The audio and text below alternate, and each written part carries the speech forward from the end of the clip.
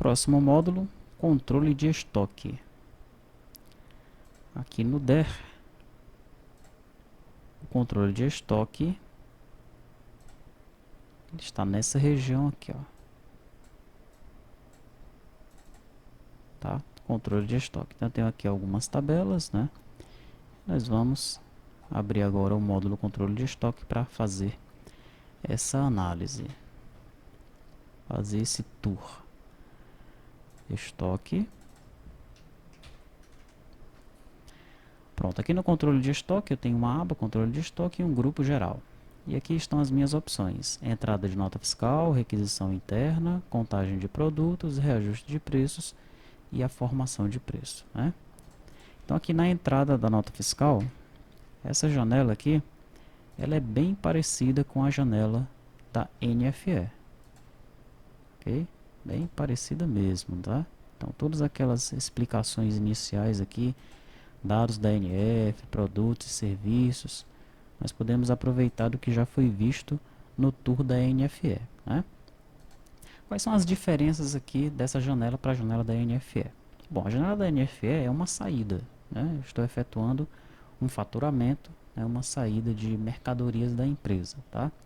Aqui é uma entrada, né? Eu estou dando uma entrada numa nota, né? A partir de uma compra que foi realizada, tá? Então, uma diferença que nós já podemos ver aqui nessa janela inicial, né? Nessa aba inicial, dados da NF, é que no lugar de... eu tenho o emitente aqui, né? Na NFE eu tinha lá o... Deixa eu ver qual é o nome lá. Destinatário, né? Lá na NFE eu tenho o destinatário aqui, tá? Porque eu estou emitindo uma nota, né? Já aqui no estoque eu tenho o emitente. Então eu vou preencher os dados dessa tabelinha aqui, ó. NFE emitente. Ok?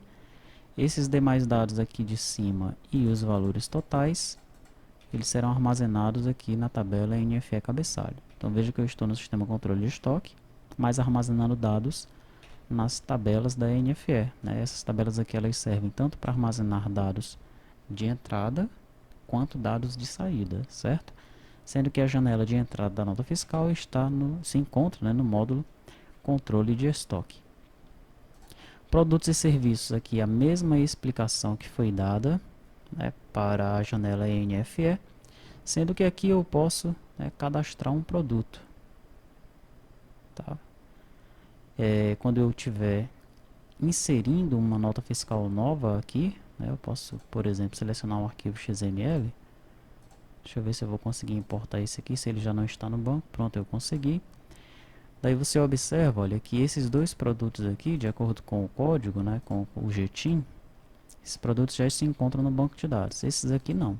Esses produtos que estão marcados aqui com essa cor diferente não estão no banco de dados. Então eu clico em cadastrar produto. Ele abre aqui a janela de produto para mim. Eu vou informar todos os dados aqui do produto, né? Qual é o grupo, qual é a unidade, qual é a marca, se tem almoxarifado, qual é o grupo tributário dele, tá?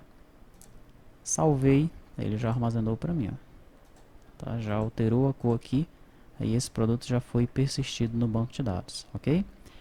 E assim sucessivamente, nós podemos ir cadastrando os outros produtos de acordo com o GTIM. Não é a solução ótima ainda, né? Como alguns colegas já até mencionaram no EAD. Nós vamos melhorar essa entrada da nota fiscal aqui no segundo ciclo do ERP, tá? E vai ser melhor de discutir porque nós já temos uma referência, já temos a janela pronta, né? Então, em cima do que já está pronto, nós discutimos o que precisamos melhorar nessa janela aqui. Tá? Então, essa fase de requisitos, dos módulos já prontos, ela será bem mais tranquila, porque nós já temos um parâmetro, né? Já temos as janelas prontas para nós nos basearmos na discussão, tá? Bom, documentos referenciados, a mesma coisa do que nós vimos lá na NFE.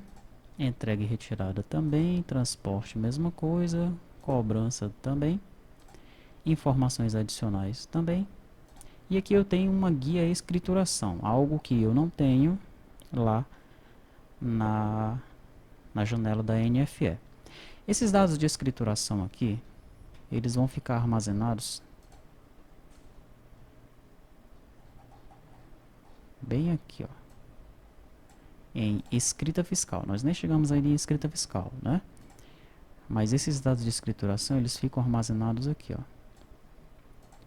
Fiscal, nota fiscal, entrada, tá? Então, no momento que eu estou realizando a entrada da nota, eu informo aqueles dados de escrituração e esses dados eles serão armazenados aqui nessa tabela que faz parte do escrita fiscal. Legal? E é importante dar atenção a isso aqui, porque quando nós estivermos lá no escrita fiscal, nós vamos mencionar essa questão de novo, tá? Já os dados da tabela da janelinha nota fiscal NFE, né? Se houver algum tipo de escrituração, ficaria armazenado aqui em fiscal nota fiscal saída, que por enquanto existe apenas a competência, ok?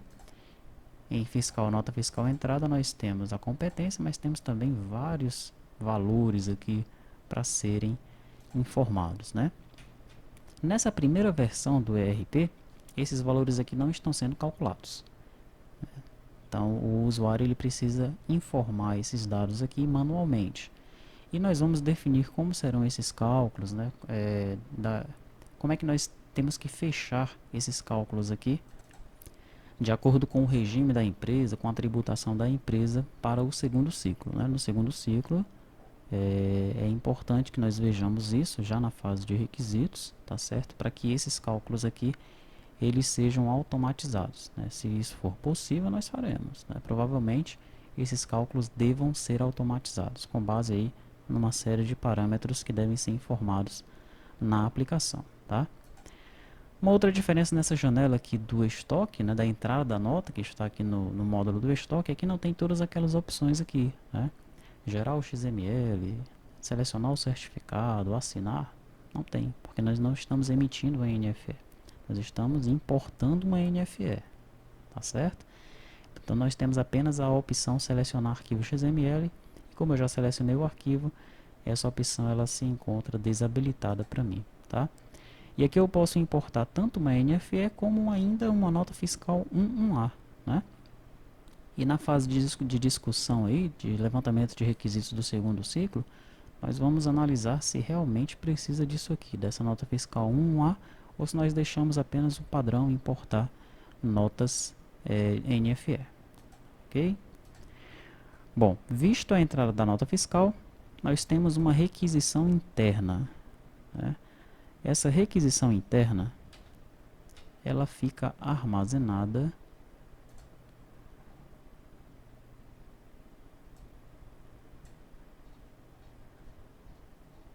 aqui, ó. Requisição interna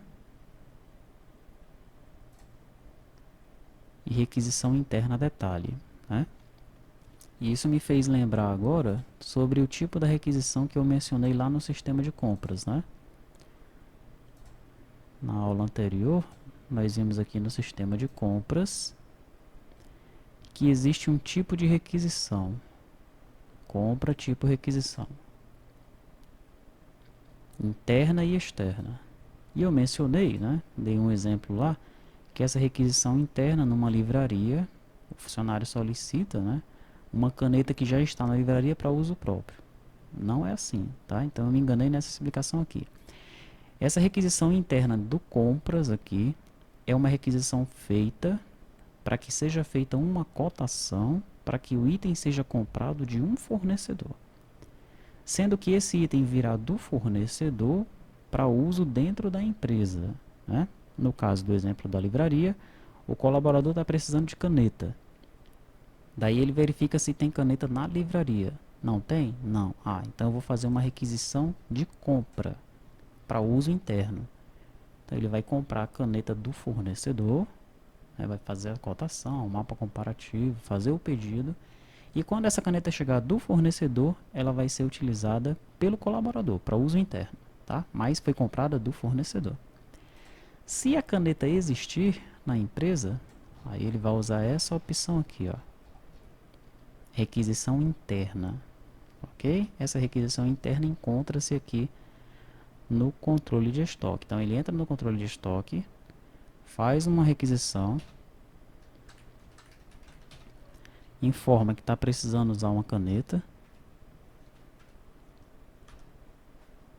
Diz que está precisando, quanto ele está precisando. Tá? Veja que esse item nem tem estoque, né? Ele já precisaria fazer uma requisição de compra mesmo, né?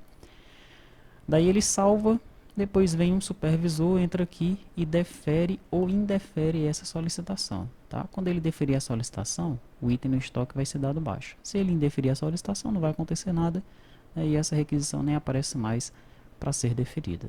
Ok? Então essa é a diferença aí da requisição interna para aquela requisição de compra, né? Requisição interna, usar um item que já está na empresa, para uso próprio lá dos colaboradores, dos funcionários da empresa, ou da própria empresa lá.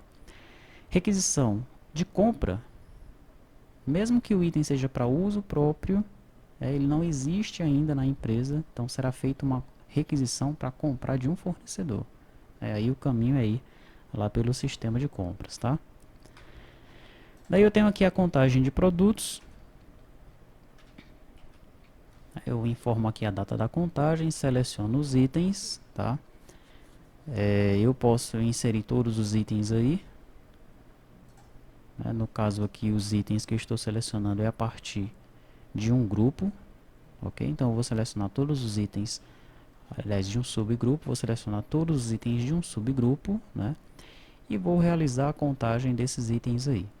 Aí eu vou informar qual foi a quantidade contada, aí vai ter qual é a quantidade que tem no sistema, né? Então, por exemplo, contei 5 nesse aqui e esse tinha 1, mas no sistema não tem nada. Quando eu pedir para realizar os cálculos, então ele vai verificar aí qual é a acuracidade, qual é a divergência, né?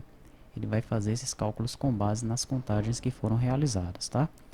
Essa é uma contagem bem simples, que é feita apenas uma vez. Existem alguns exemplos no EAD de colegas que postaram alguns sistemas que fazem essa contagem 2, 3 vezes ou quantas vezes forem necessárias para que exista realmente uma maior certeza nesse processo de contagem dos itens, tá? Aqui no treinamento nós deixamos apenas uma contagem, mas nós podemos rever isso daí na fase de requisitos novamente, né? Se nós melhoramos aqui essa janela, tá? Esses dados aí eles ficam armazenados aqui, ó, estoque contagem cabeçalho, estoque contagem detalhe. Ok, depois disso eu tenho o reajuste de preços, né? Como é que funciona esse reajuste de preços aí? Eu informo aí quem é que está fazendo o reajuste de preços, tá? Se é para aumentar ou diminuir, qual é a taxa que eu quero fazer o reajuste, qual é a data do reajuste. Seleciono os itens com base em um subgrupo. Aqui estão os itens. E aqui eu vou realizar os cálculos, né, para o reajuste. Veja que esse item aqui é R$6, ele vai aumentar para 6,06, né? Existem processos automatizados de reajuste de preço, tá? Que o próprio sistema ele vai reajustando, né? Tem toda uma série de procedimentos para que isso seja realizado. Essa janela aqui, o objetivo dela é fazer um reajuste rápido de preços, né? Então, o dono da empresa lá, ele vai chegar e dizer, olha, eu quero que todos os materiais, por exemplo, numa livraria, que todas as canetas aumentem 10%, tá? Então, você vai entrar aqui no subgrupo canetas e vai aumentar 10%. Ok? Um reajuste linear que ele quer fazer rapidamente, tá certo? Ele pode querer fazer uma promoção também num dia, né? Olha, hoje todas as canetas de cor azul, desconto de 20%. Ele vem aqui, reajusta os preços em 20%, faz esse desconto, depois ele reajusta novamente esses preços, tá? O ideal, né, é que existam lá as tabelas de preço, tabelas de desconto, tá certo? Mas tem essa opção aqui também, ok? Se você quiser deixar essa opção mais simples aí para os seus clientes, não tem problema nenhum, tá bom? No entanto, novamente, né, lembrando, na fase de requisitos, nós traremos isso aqui à tona, né? Na verdade, todos esses itens aqui do controle de estoque, eles deverão ser bem discutidos, tá? Nessa fase do segundo ciclo, né, de requisitos do segundo ciclo do ERP. E por fim, nós temos a formação do preço, né? Então eu entro aí num subgrupo qualquer, e aqui eu vou formar o preço da venda. Tá, lá eu fiz um reajuste linear, aqui eu vou formar o preço justo, né, por assim dizer, o preço justo da venda, com base aí em alguns cálculos, tá? Então eu vou colocar quais são os encargos, qual é o markup, né, quais são os encargos sobre a venda. Vamos dizer que eu coloque aqui 10% de encargo, 50% de markup. Realizei os cálculos, então veja, nesse primeiro item aqui, o valor da compra foi 4, os encargos sobre a venda 10%, markup de 50%, o valor da venda dele aí no caso vai ficar em 6,67. No segundo caso eu tenho 23,77, encargos de 10% mais 10% de markup, o valor da venda será de 39,62, né?